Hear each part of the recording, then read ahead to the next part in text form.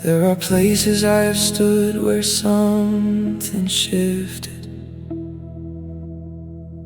where the weight of the eternal pressed against the now, where the ordinary air became inexplicably inhabited, and I could not fully speak of it, but I will try somehow. It was not always in the church or in the planning counter. Sometimes it was the roadside and the unexpected grief. Sometimes it was the hospital, and sometimes it was midnight. Sometimes it was the moment right before belief, where the veil is thin. I wanna live where the distance between heaven and the here is small enough to feel, where the holy breaks through everything I thought was only ordinary, and the God I've prayed to all my life becomes impossibly real. Take me to the place where I stop managing the encounter, where I stop directing what I'm willing to receive, where the veil is thin enough that I forget I was afraid, and all I know is you, and all I do is breathe.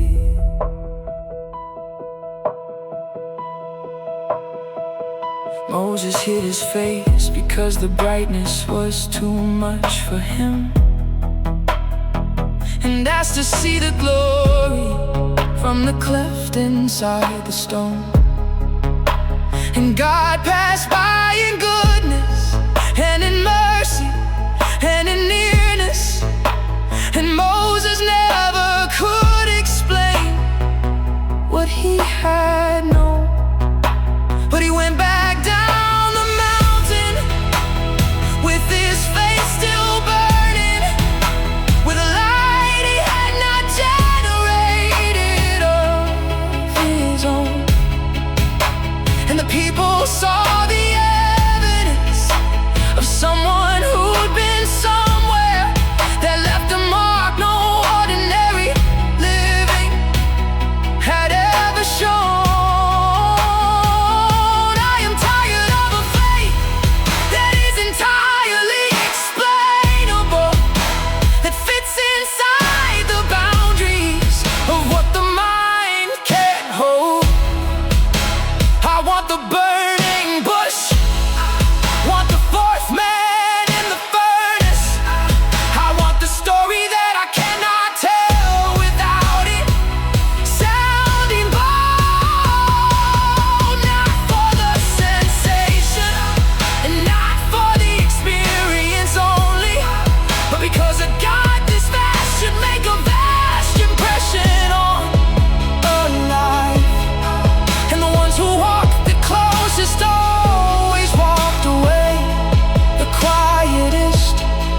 Undone by what they'd seen and unreduced by any strife, where the veil is thin, that is where I want to stay. Where the veil is thin, let me never walk away.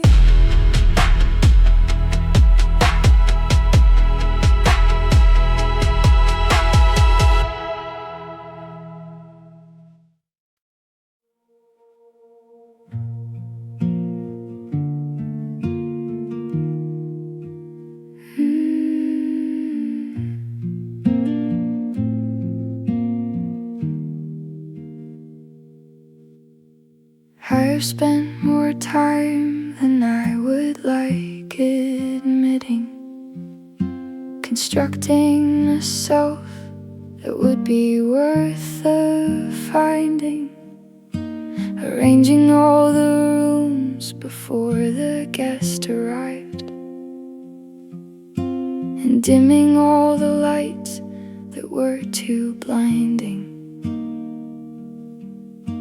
But you did not come looking for the curated. You came looking for the one I tried to hide, the one behind the carefully prepared exterior, the one I wasn't sure had any worth inside. When I am found, not when I have it together.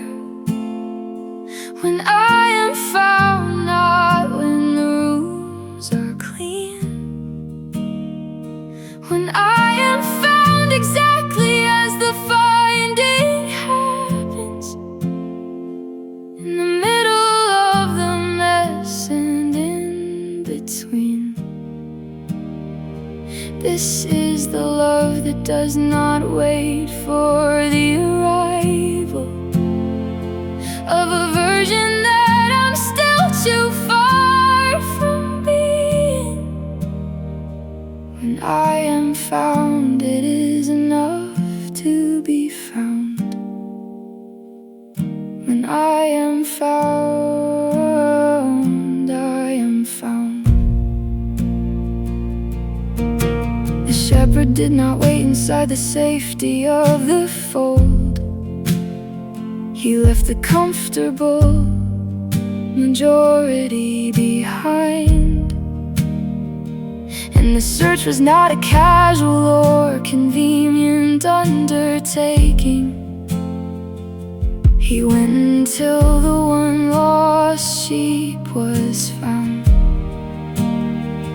and the finding was not followed by a lecture on the foolishness of wandering from the path.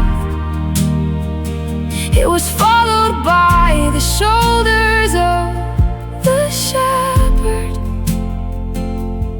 and the sound of celebration getting back.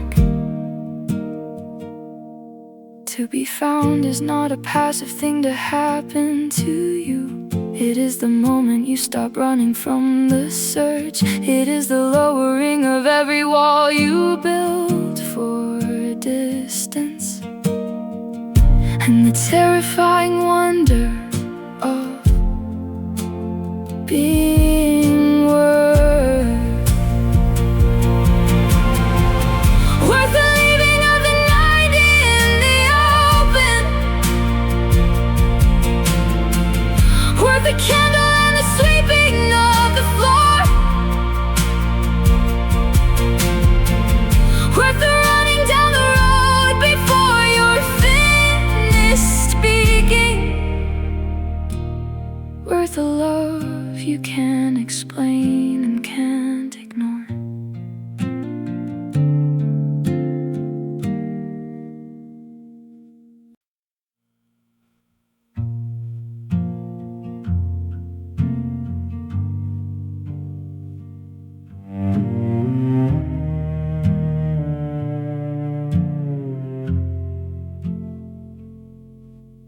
There are places in the spirit that are harder to arrive at than the ones we reach by singing loud and long.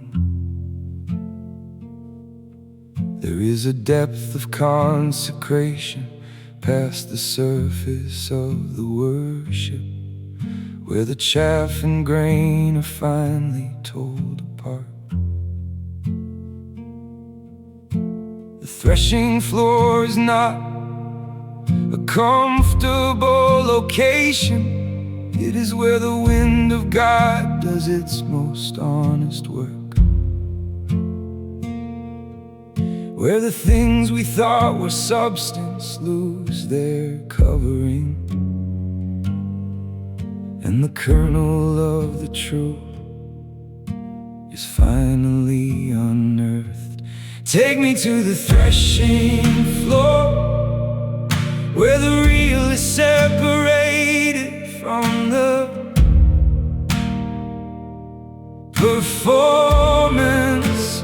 Take me to the threshing floor, where the wind of your spirit does what only wind can do. I don't want the husk of a religion. I want the grain that's left when you blow through. Take me to the threshing floor and threshold me into something new.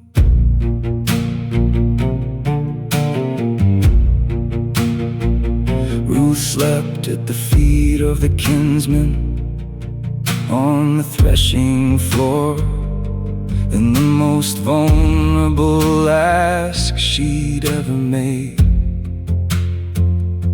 And Boaz covered her before the morning found them, and the courage of her coming was repaid. There is a covering that only comes to those who dare, the posture of the honest and the low,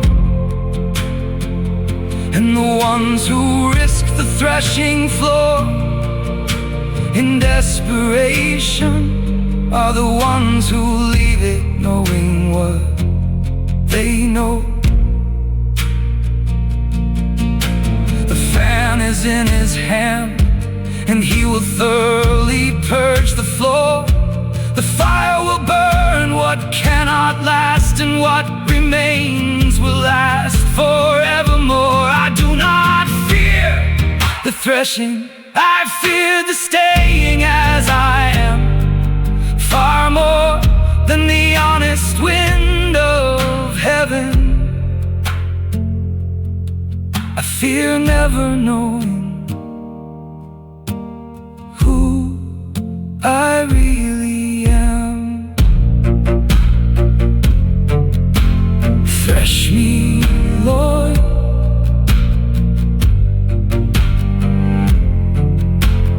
Thresh me.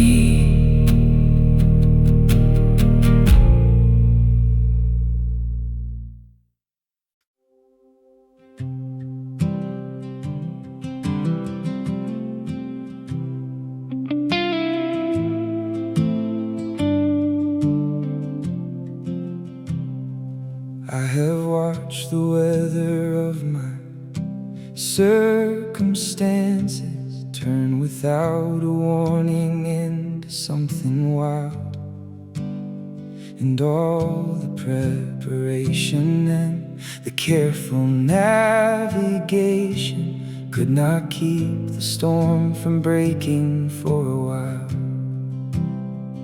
But there is a name I have learned to speak in weather that does not make the storm immediately cease.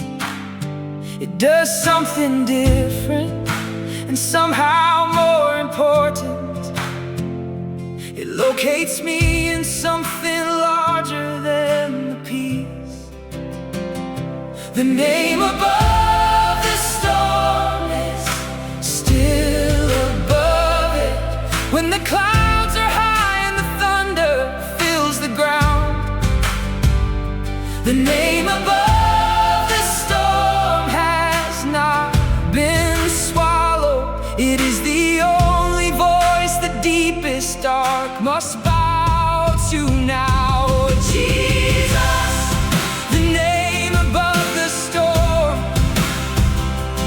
Jesus, the anchor holding in the torrent. Not a charm against the rain or a shield against the thunder, but the solid ground beneath the roar. The name above the storm.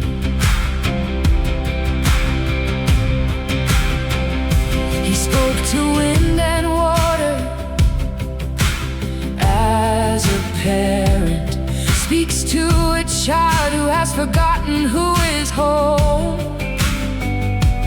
And the sea obeyed the way that creatures recognize the voice of the one who formed them from the stone. I am not the wind, I know the voice that made me.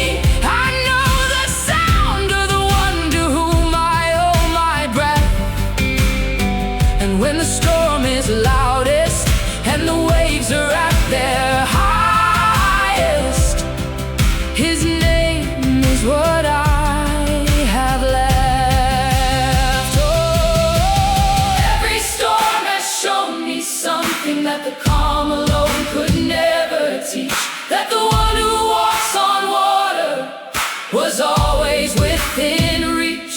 That the fear I felt was real, but the Savior was more real.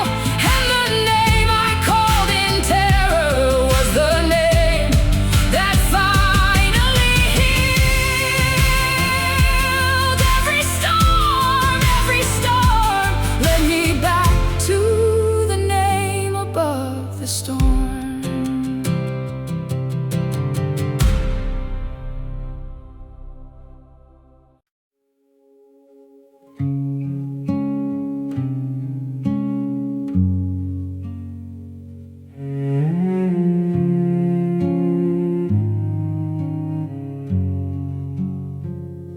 I come before you not with answers, but with the weight of all I do not know. The questions I have carried through the seasons have worn a path where only trust can go. I used to need the proof before the kneeling. I used to need the map before the road. But something in the breaking taught me better, that the holiest ground is where I let it go. This is the ground beneath my knees, where the proud man finally agrees that the hands he cannot see are holding everything. This is the ground beneath my knees, where the striving finds its peace. And the only thing I bring is everything I cannot be. This is the ground.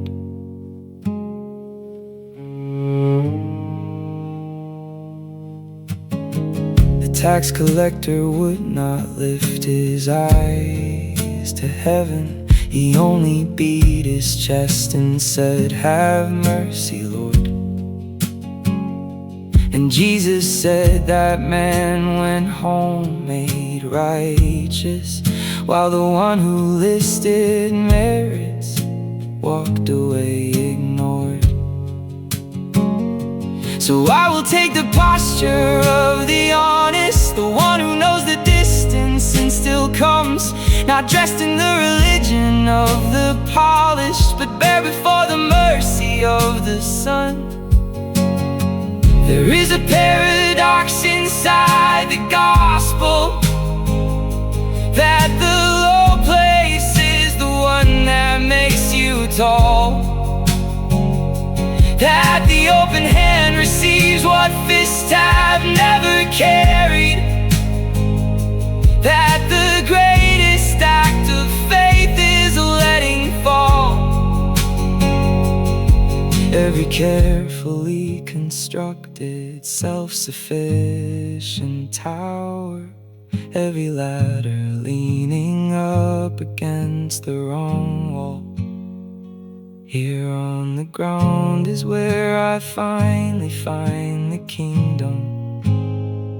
Here on the ground is where I find it all.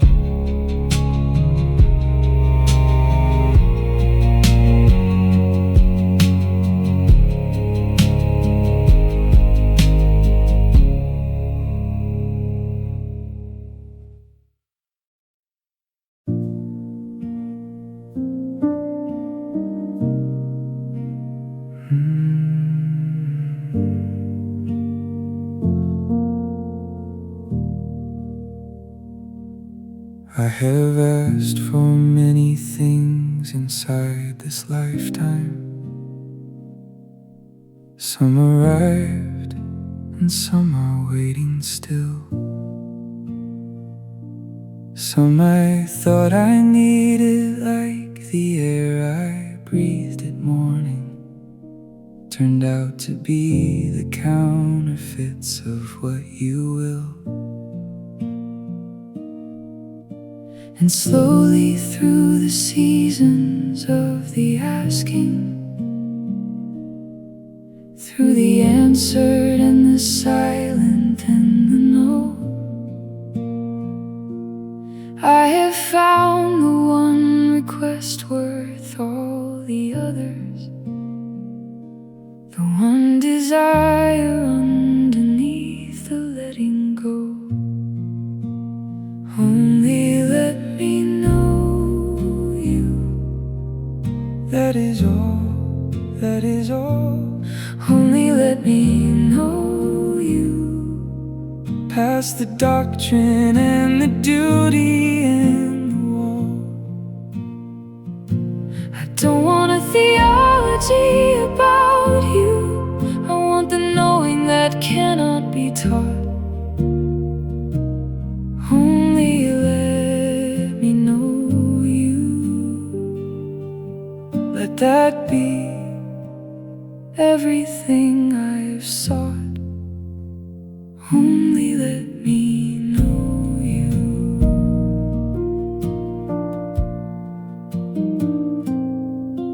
Paul counted all his credentials as a landfill, every pedigree in prize and polished claim. And he said that knowing Christ surpassed the total of every achievement he had ever made. Not the knowing of the mind that reads the pages, but the knowing of the one who's been inside the fire, the knowing of the fellowship of suffering that burns away the secondary and the prior,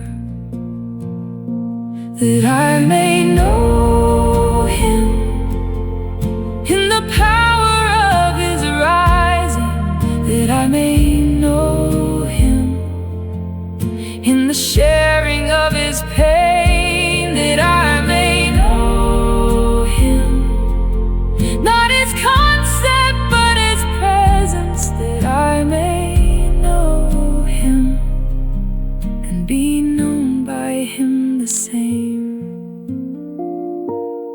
This is the only prayer worth praying.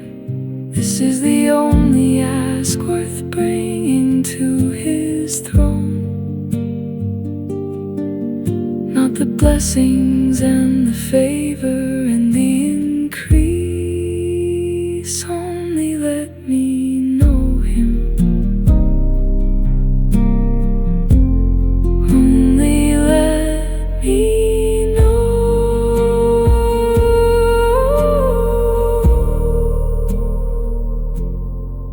Let me know.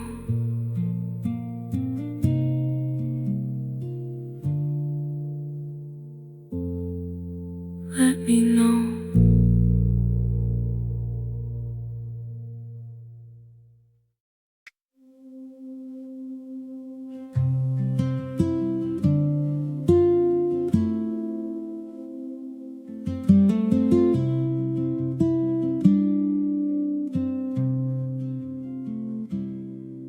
I cannot see the road more than a few steps out. The fog has swallowed what was certain yesterday, but in my hand there is a light that did not come from me, that somehow keeps on burning anyway.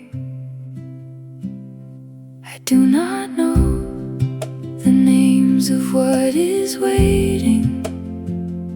I do not know how long this road will last. step I've taken has confirmed one thing completely, that the light has never once gone out too fast. You are the lantern in the fog, the steady voice inside the dark, the one thing I can trust when nothing else is visible. You are the lantern in the fog, and I will follow where you are, even when the only thing I see is you.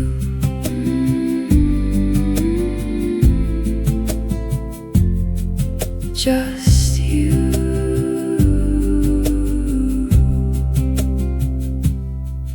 The disciples on the water saw the storm before the Savior, and their eyes decided which one was more real.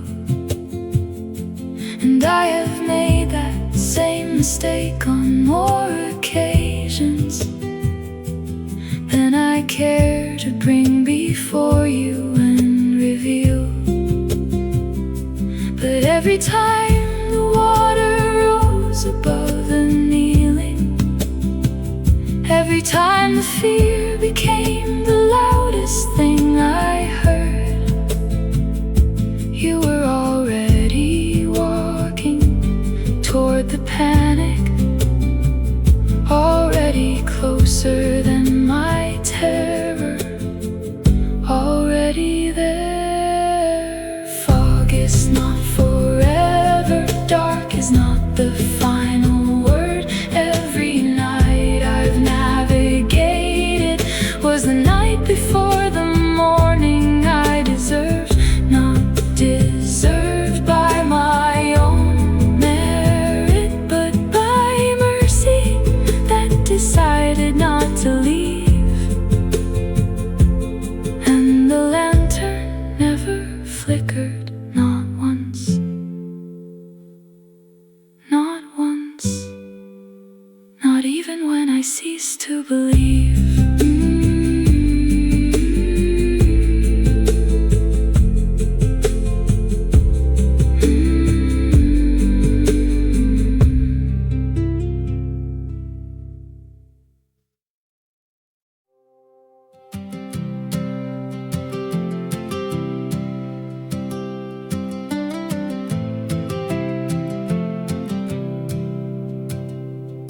There are mornings when the ceiling feels like stone, when the prayers seem like they stop before they start, when the faith that seems so certain in the daylight gets harder to locate inside the dark. I know the taste of spiritual exhaustion, the kind that makes the kneeling feel like work. But I have made a covenant with the morning, that no matter what the night has brought, I look up first. I will look up before I look around me. I will look up before I check the news. I will look up before the fear has named me, before the world has told me what to choose. I will look up.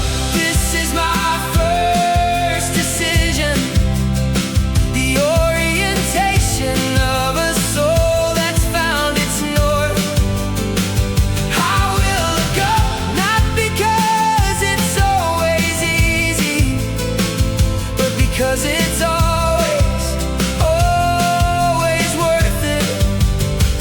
I will look up. The psalmist lifted eyes unto the mountains and asked the ancient question, where does help come from? Not from the peaks themselves, however grand and steady. but from the maker of the peaks, the Holy One. And every eye that learns to find that upward angle discovers what the downcast gaze will miss. The help was never coming from the horizontal, that the source of everything has always been like this. Up from the ashes, up from the grieving, up from the night that said there was no dawn, up from the version of myself that quit believing, up from the grave I swore I built my home upon. I will look up, not as denial of the darkness, not pretending that the weight is less than real, but because the one who sits above the darkness is more real than anything. The darkness makes me feel.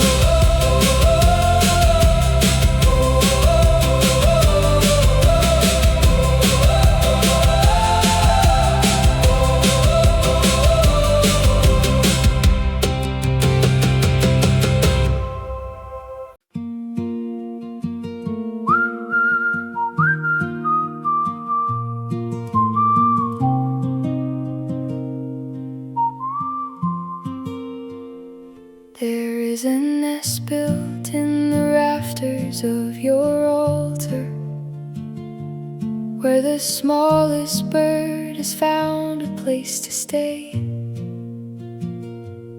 And the God who set the galaxies in motion noticed where that sparrow chose to lay. If the flowers of the field are dressed in glory that surpasses every kingdom's finest thread, then the worry that I've carried since the morning has been answered by the thing that God has said. Even the sparrow finds a home in you. Even the smallest life is held and known and valued too. Even the sparrow, and Lord, I am more than the sparrow. So how much more will you take care of me? Even the sparrow, even the sparrow, and I will let that be enough, enough for me.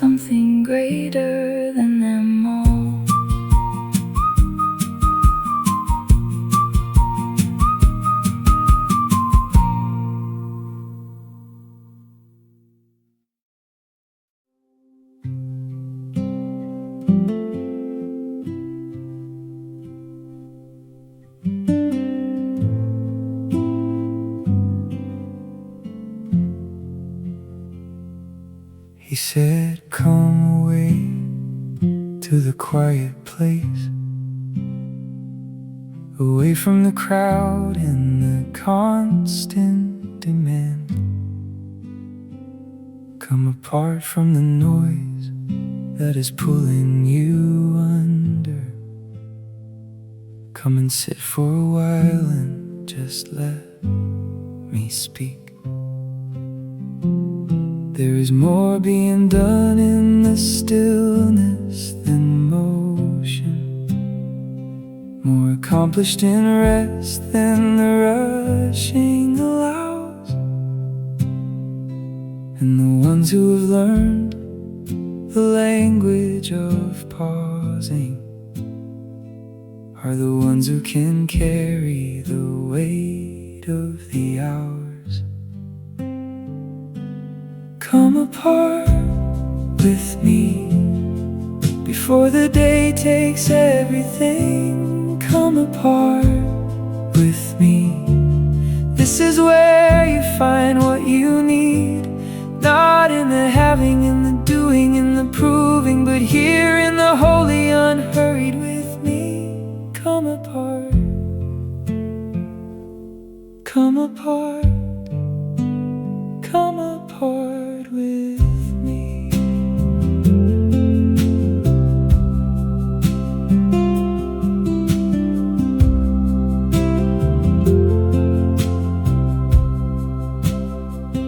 Mary sat at the feet while the kitchen was calling, and Jesus said, only one thing is required, not the table set with every careful offering, but the choosing of the part that will not expire. I have been Martha more than I have been Mary. I have served when I was meant to just receive,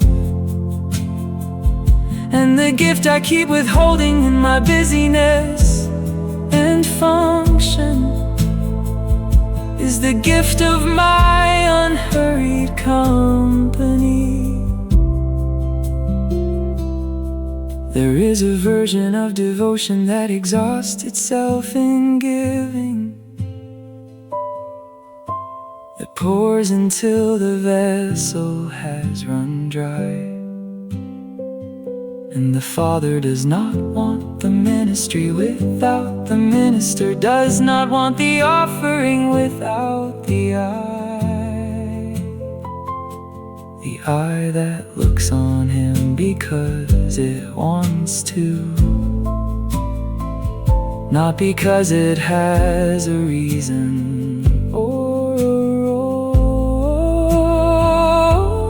Come apart, not to become more productive for the kingdom. Come apart because he wants you, just your soul.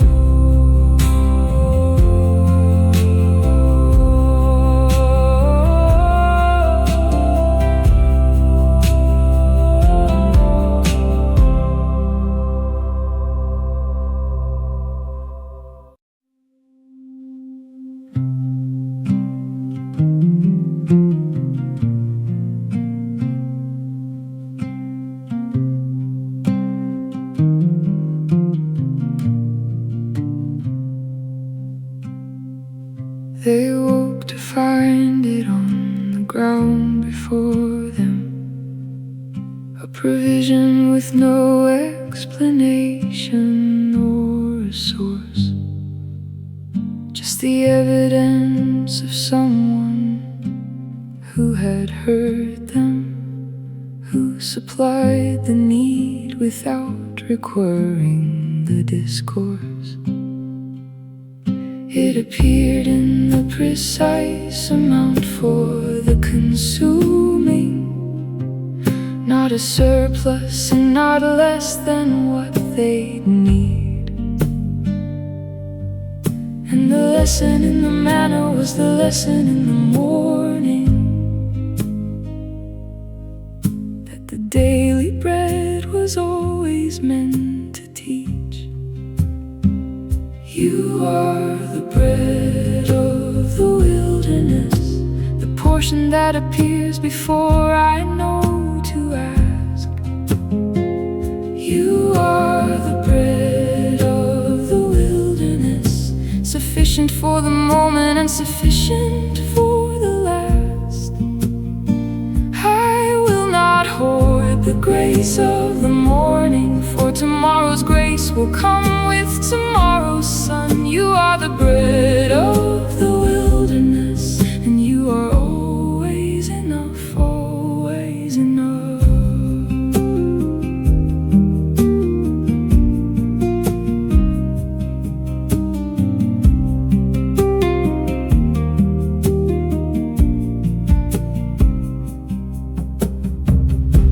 Who gathered more than they were given, found the morning brought them only rot and waste. And the ones who held too tightly to the surplus learned that grace was never meant to be encased. So I released the need to stockpile reassurance, to collect enough certainty to last beyond today. For the God who fed the millions in the desert has not changed his method or his way. In the wilderness you proved it, in the garden you prepared it, at the table you broke open what no human hand could carry or afford. You are more than bread, you said so. I am more than those who hunger for the grain, for the one who eats this bread will